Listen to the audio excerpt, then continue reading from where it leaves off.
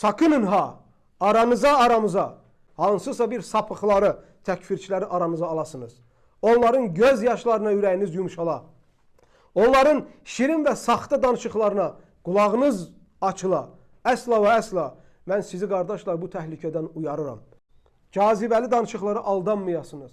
Osman radiyallahu anhunu öldürənlər, Peyğəmbər s.ə.v-in kürəkənini, 3-cü xəlifəni öldürənlər ayə oxuya öldürdülər. Əli radiyallahu anhu öldürənlər ayə oxuya öldürdülər.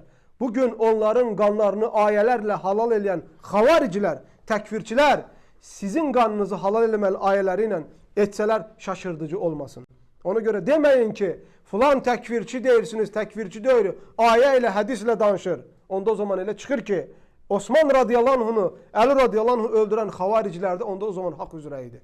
Biz ayəni oxuyaraq onu öz istəyimizə görə şərh edə bilməzik əhli sünnə olaraq.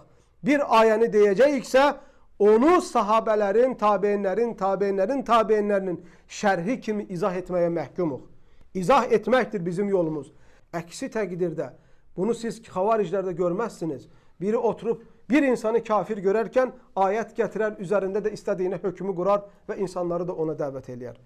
Bunlar hər yerdə müsəlmanları darmadağın elədilər. İraqda, Suriyada, Yəməndə, daha öncə Çeçenistanda, Somaliyada haraya girdilərsə müsəlmanları bir-birinə qırdırdılar, qanlarını tökdürdülər. Kafirlərdən öncə müsəlmanları qırdırdılar.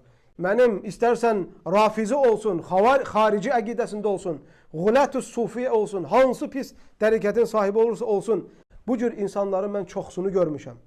Və bu insanları fark etmək üçün öncə səndə bir oput, sonra səndə bir elm, sonra bir təcrübə olmalıdır ki, bu təhlükələri görəsiniz. Ona görə mən sizi uyarıram.